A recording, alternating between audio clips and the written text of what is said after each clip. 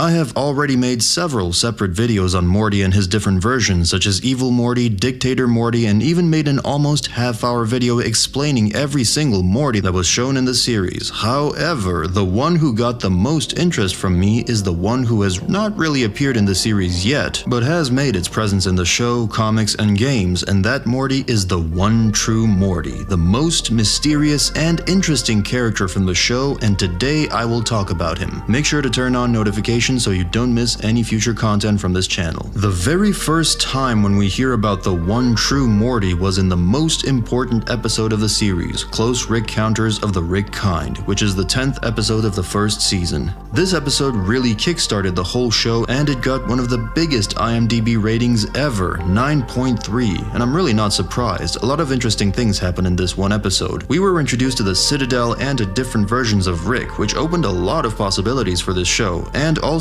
Evil Morty, probably the most popular character, made his debut in that episode. But he wasn't the only important Morty that was first mentioned in the episode. A group of Mortys were being held in Evil Rick's torture chamber and formed a cult where they had read the Good Morty and believed that someday the One True Morty will come and set them free of the torture chamber and relieve them of their sufferings, thus creating a religious formation. When Morty Smith from the Cronenberg dimension arrived, they believed him to be the One True Morty. Despite the fact that Morty looked nothing like the one depicted in the book, that doesn't necessarily mean he's not the One True Morty. He followed through with exactly what the book said by freeing all the locked up Mortys and overthrowing Evil Rick. I don't think that most of you remember, but in that episode, Morty Prime was given some kind of book by other Mortys. That book was called The Good Morty. However, Morty considered it as nothing and threw it out. We never really found out what was written in that book. We had only seen the first page where we can see normal Morty and glassed Morty interacting with each other. Fortunately for us, the pamphlet is an extra that comes with the Season 1 DVD box set.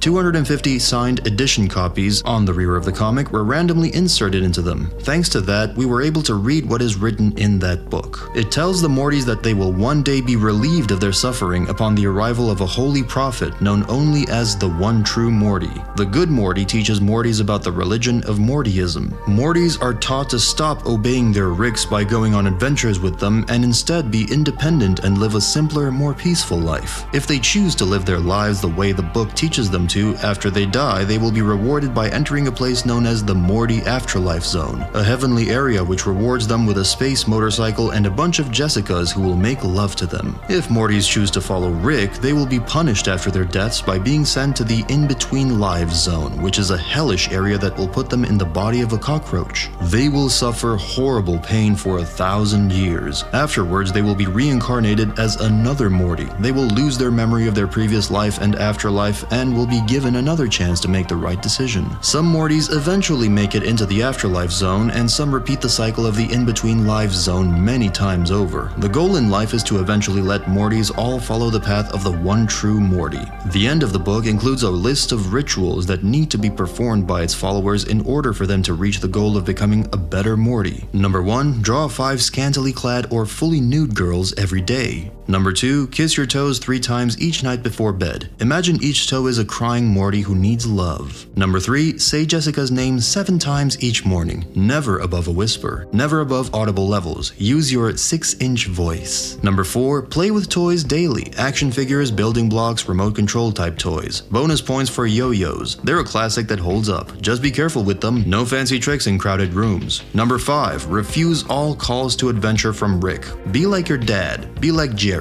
A simple life. Number 6. Play video games. Bonus points for handheld games. Never play freemium games. And number 7. Don't worry about homework. You'll be fine. The global economy is going to collapse soon anyway. Learn survival skills if anything. Yeah, most of these teachings are very weird for us, but let's not forget that these were most likely written by a 12-year-old boy who most likely had tremendous trauma from his grandpa. This book is the main propaganda tool for the religion of Mortyism. Whether or not Mortyism exists outside of Evil Morty's lair is unknown, though the Morty tracks seem to suggest it does. The Mortys practicing the religion there were seen to have given up hope of ever escaping and used the religion as a coping mechanism, believing their suffering would end in death, where they would be rewarded. Morty tracks heavily imply that Mortyism is popular with Mortys that are particularly badly abused by their Ricks, and Mortys that are clones or other science experiments. Morty Prime tells these Mortys that they are not defined by their relationships to Ricks, and that they need to self-actualize. This causes him to be mistaken for the One True Morty, as it is what he supposedly taught, but in truth, Morty Prime and the One True Morty are not the same characters. At first, the One True Morty might look like the imaginative hero that Morty, who was in despair, created in order to have something to hope for, but this character also appears in the official Rick and Morty game, Pocket Mortys. In this game, the One True Morty is a version of Morty Smith in Pocket Mortys and the 82nd Morty in the Morty deck. It can only be acquired by evolving Egg Morty to level 20.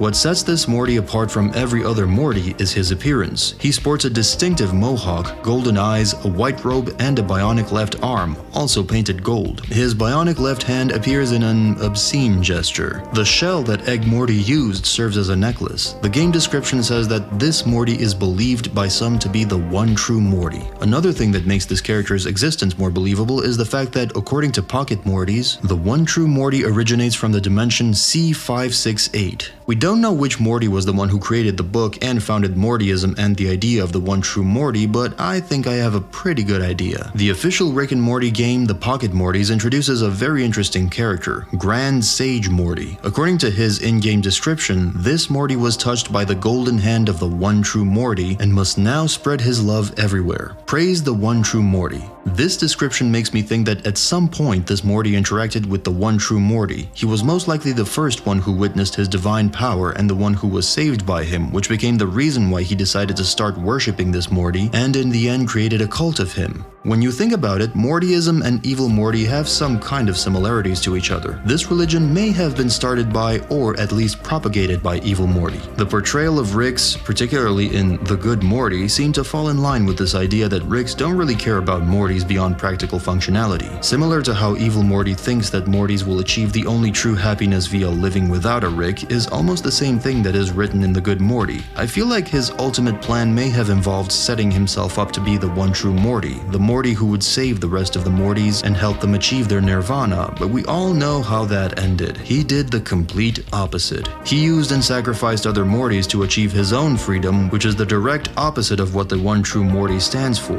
The origin of the One True Morty looks very interesting. Throughout the show, we have rarely seen truly omnipotent and godly characters. For example, Jerry X198, also known as God Jerry. In Rick and Morty Presents Jerry Baree, Jerry X198 is in Blips and Chits, where he obtained 10 billion tickets, which he exchanged for a god pill. After becoming a god, he realizes that to be a Jerry is to live a life of endless pain and punishment, and he decides he won't let any of his kind continue to suffer anymore and decides to execute all the Jerrys that are around him. Unfortunately, due to YouTube policies, I can't show you the page where that happens, but it was pretty damn brutal. If we look at their designs, they are completely different characters. Jerry gained golden hair and glowing eyes, while Morty had a mohawk and regular eyes who were golden, which makes me think that they did not have the same source of power and godhood. However, I find it interesting how differently they handled their godhood. Morty decided to save his fellow Mortys and help them gain eternal peace, while Jerry decided to execute all his counterparts, thinking it is the only way to truly save them. These ways were completely opposite to one another. Another character who also obtained godhood in the comics is Morty Prime, who became Space Baby Morty for one chapter. He appeared only in the 48th chapter. According to Rick, they found a celestial flower that would grant divine power to whoever claims its fruit, but by the time they got there, the Red Breath Army found it too, and suddenly Morty drank that flower power up and became a cosmic entity and turned himself into a giant space baby.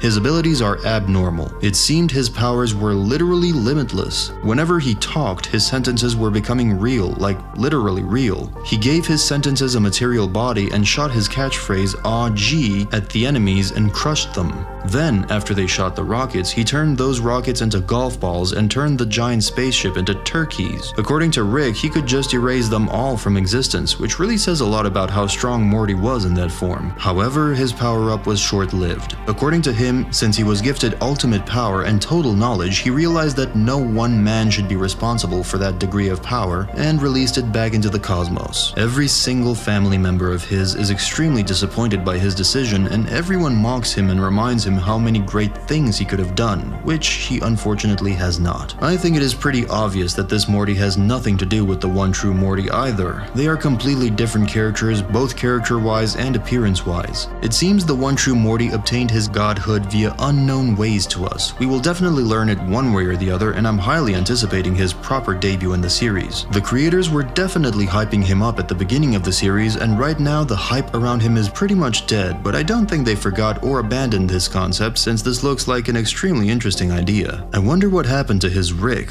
Was the Rick of the One True Morty also the One True Rick? Did he have superhuman abilities like his Morty counterpart? I tried to get information about the C568 universe, but it being the origin of the One True Morty is the only thing known about it. I think this is without a doubt the strongest version of Morty. He is the only character from this series who is regarded as the divine entity and whose age is said to be eternal. His design is very interesting. He has a distinctive mohawk, golden eyes, a white robe, and a bionic left arm, also painted gold. It gives him an abnormal and divine vibe. I am interested in his metal arms. Characters having cyber augments on their body is nothing new in this sci-fi series, but I do not think any of them had a golden prosthetic part. If this Morty is truly a god, then what happened to his hand? Who was strong enough to damage it? Did the Citadel of Ricks and Rick C137 know about him? What are their views on him? I'm pretty sure he'll make his debut in the series sooner or later. I feel like he will appear when Morty Prime and Evil Morty meet each other again. During their battle, he could be the one who will talk some sense into them and make them realize how similar they are. I wonder what's his opinion about Rick C137, since the latter one is one of the good Ricks. I don't think he will tell Morty Prime to leave his Rick, since right now their partnership doesn't look as toxic as the other Rick and Mortys. What do you think about him? How strong is he? How will he appear in the series? Let me know in the comments, like this video, and subscribe to this channel for more. Lonnie Brooks out. Bye.